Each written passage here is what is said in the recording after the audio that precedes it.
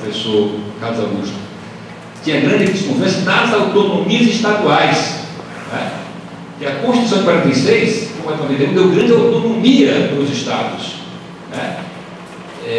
Com base no discurso liberal, autonomia, liberdade, né? E essa autonomia muitas vezes é importantíssima, ninguém nega, mas gerou arranjos estaduais, né?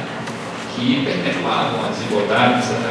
Tá? Então, mais uma vez, você acha que a modernização do país é interessante, a ideia de que o país só se moderniza se for através de medidas centrais, né? Os estados não são capazes de se modernizar. Daí a criação do CNJ, né?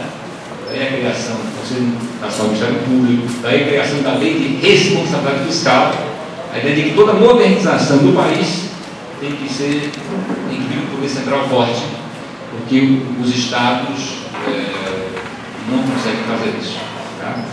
Então, nesse período interessante, há uma reforma administrativa do país, há uma reforma processual, o novo CPC, há uma reforma trabalhista, com a criação do Garantia de Serviço, há uma reforma e há uma reforma administrativa, né, com a criação do famoso decreto de lei dos entes, né, que pretende dar assim, um padrão de organização para a administração pública brasileira. E aí que surge, né, para nós, aquela linguagem com a qual nós nos acostumamos, de uma administração direta e indireta, autarquias, fundações, empresas públicas. Essa linguagem que depois se incorporaria, né, ao jargão jurídico administrativo do país, surge nos anos 60. Tá? E de fato aí foi um momento assim, de modernização. Né? E havia já uma ideia muito clara aí, né, interessante, que se devia flexibilizar. Né, que o direito administrativo era muito rígido, muito burocrático, né, e que aquilo gerava uma administração pública ineficiente. Então era fundamental que houvesse aí uma combinação do direito público e direito privado, para que o país se modernizasse. O fato é que, nesse período, aparece a figura das fundações privadas, né? E nesse período aí aparecem também, nos anos 70, grandes doutrinadores brasileiros, que dão assim um formato e que consolidam o direito administrativo brasileiro. Aparece Aníbal Meirelles, aparece Celso Antônio de Mello, aparece Luiz Pietro, Giorgio Gasparini, que são aqueles que dão assim uma estruturação científica ao nosso direito administrativo. Interessante que nessa época, como nós vivemos no momento da ditadura, o direito administrativo vai ser um direito contra o Estado. Tá? Vai ser o principal referencial do direito público, que tem como objetivo garantir os cidadãos, as empresas, né, contra a atuação do poder executivo, que nos anos 70 era forte e era autoritário. Né? Que vivíamos em plena ditadura. Então, esse direito administrativo que surge nos anos 70, um direito administrativo, de alguma forma, tem muita desconfiança do executivo, muita desconfiança do Estado. Então, ele cria uma série de institutos, né, que visam limitar, controlar a atuação do Estado, principalmente limitar a atuação discricionária do Estado. E aí, nos anos 70, a grande preocupação do direito administrativo vai ser o controle jurisdicional dos atos discricionários, porque vivíamos em plena ditadura militar. É importante controlar essa atividade discricionária. Passada essa fase ditatorial, aparece a Constituição de 88, que oferece grandes perspectivas para o direito administrativo. Enorme, né? Primeiro, porque tem um capítulo especial da administração pública, coisa inédita na história do Brasil.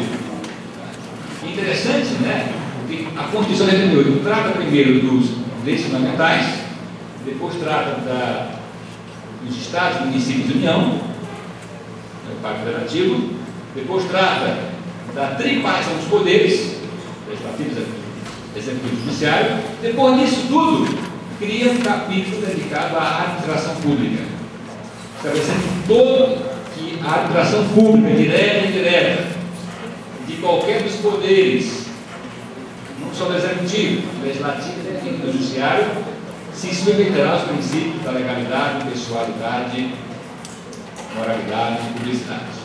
E cria uma série de regras, né? importantíssimas, né? A regra do concurso público, a regra das licitações, né? Observe bem que a Constituição ela vai tocando naqueles que têm os problemas mais graves, né? Do Estado e do direito brasileiro. A questão das licitações, a questão dos concursos públicos, a questão dos vencimentos dos servidores públicos, né? As distâncias que havia entre os três poderes, a questão da acumulação de cargos. Então vai estudando uma série de respostas a esses problemas. Né? Só que acontece nesse período, né, aquilo que o autor Espanhol vai chamar da convergência perversa. Ou seja, nós tivemos em 88 a promulgação da Constituição, né, cheia de princípios, né, que resultou de um pacto plural, no qual todos os setores sociais botaram lá o dedinho, não é? Com seus princípios, os seus interesses, né? Uma condição aberta, criou assim, grandes possibilidades de redemocratização. Só que já em 89 cai o Muro de Berlim, nos anos 90 vem um pensamento neoliberal, um pensamento hegemônico, né? Quase um pensamento único. Então essa confluência foi perversa para o direito administrativo brasileiro e para o direito constitucional também, né? Porque aí há uma desmoralização do Estado. O Estado não serve para nada, o Estado é ineficiente, o Estado é burocrático. E há uma supervalorização do setor privado, do mercado, da economia. Tudo é mercado, da economia, mercado é modelo de eficiência. E aí começa a haver o que chamam de uma fuga para o direito privado. O próprio direito público é tido burocrático, emperrado, rígido, e alguns começam a pregar uma fuga do direito administrativo para o direito privado. Depois vem o FHC, nós já conhecemos a história, né? As privatizações, as terceirizações, né? Uma série de discursos nessa época, muito conturbado, nós estávamos na crise do Estado, né? O Estado estava na crise, né? Discurso muito forte nessa época, da crise do Estado. Não só no Brasil, mas mais todo o Ocidente, né? E aí muda um pouco o modelo do Estado. Aparece no Brasil, por exemplo, junto com as privatizações, aparecem as agências reguladoras. E as agências reguladoras criam para nós um problema terrível, né? Porque a gente entendia que, segundo o constitucionalismo liberal, que ninguém é obrigado a fazer, deixar de fazer algo senão em virtude de lei. Com base nesse constitucionalismo liberal, o direito operativo dizia que o direito só pode atuar com base na lei. Aí que a lei só pode ser um ato, tem que ser informal. E tem as agências que começam a regular tudo. Começam a regular todos os aspectos mais importantes da vida, né? Que não são mais regulados por lei, que a lei passa a ser cada vez mais uma referência distante. O legislativo não consegue acompanhar o próprio processo social, está muito rápido, né? Tem muitas respostas que têm que ser dadas de imediato, muitos conflitos que têm que ser resolvidos de imediato, e isso é feito por agências. Tá? Começam a normatizar amplos setores da vida social. E aí vem a primeira crise do direito administrativo. Tá?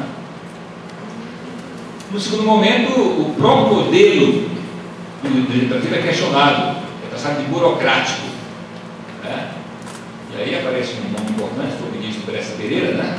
Na época, ministro municipal do Postinho, e diversos doutrinadores, né, que pregam uma mudança, né, por exemplo, a extinção do regime jurídico único, flexibilização.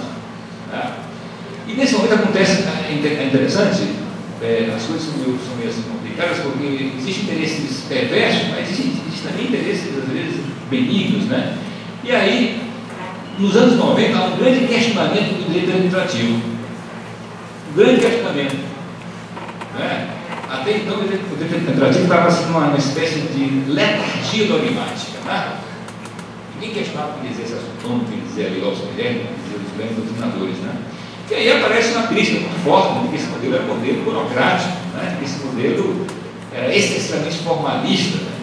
de que tinha que ser mais flexível, tinha que dar mais autonomia aos gestores. Né? E aparece, né, um movimento que aparece na Inglaterra, do gerencialismo, né? Mais autonomia, mais confiança no gestor. Né? E todo o direito público foi feito assim com uma desconfiança do gestor, desconfiança do Estado. nós tivemos vendo assim, uma ditadura muito forte, 20 anos, né? Nesse período, o direito do Brasil